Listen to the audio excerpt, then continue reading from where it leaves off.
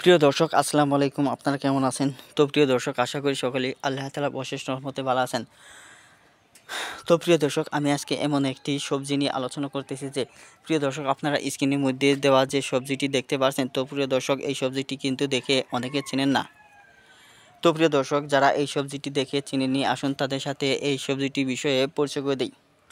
তো বন্ধুরা, এই সবজিটি গাছে, এই যে দেখতে পাচ্ছেন, এই সবজিটি গাছের নাম হচ্ছে শশা গাছ। তো বন্ধুরা, এই শশা খাওয়ার উপকারিতা কেমন যদি আপনারা জানতে পারেন, তাহলে কিন্তু বন্ধুরা আপনারা অবাক হয়ে যাবেন।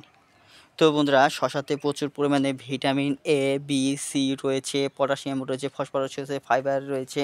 তো বন্ধুরা, ক্যালসিয়াম রয়েছে। এমন কোনো উপাদান নেই, এমন কোনো ভিটামিন নেই যা এই শশার মধ্যে নেই। তো বন্ধুরা, তাছাড়া শশার মধ্যে প্রচুর পরিমাণে পানি রয়েছে, যা নাকি আপনাদের বন্ধুরা পানির শূন্যতা দূর করতে বড় ভূমিকা পালন করে থাকে এই শশা। শুধু তাই নয় বন্ধুরা, যাদের বন্ধুরা হৃদরোগের মতো গুরুত্বপূর্ণ রোগ রয়েছে, তো বন্ধুরা হৃদরোগকে নিয়ন্ত্রণ করতে চাইলে অবশ্যই বন্ধুরা আপনাকে নিয়মিত শসা সেবন করতে হবে। আর বন্ধুরা, শুধু আরও উপকার রয়েছে, আপনাদের ত্বক ও নখকে সতেজ রাখতে বড় ভূমিকা পালন করে থাকে এই শসা। যদি বন্ধুরা আপনারা যদি ছোটো ছোটো শসা সেবন করতে পারেন, তাহলে কিন্তু বন্ধুরা আপনাদের এ বি সি ভিটামিনের অভাবে যে সমস্ত রোগে আক্রান্ত হচ্ছেন, এই সমস্ত রোগ থেকে আপনারা অবশ্যই চিরতরে মুক্তি না পেলেও বন্ধুরা অবশ্যই আপনাকে নিয়মিত সেবন করতে হবে ও কিছুটা হলেও উপকার পাবেন।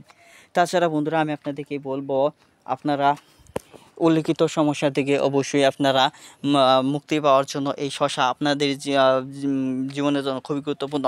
শসাতে বন্ধুরা পানির পরিমাণ বেশি থাকার কারণে বন্ধুরা আপনাদের শরীরে লবণজনিত যে ঘাম রয়েছে, সেই লবণজনিত ঘামের পানির অভাব পূরণ করে থাকে এই শসা।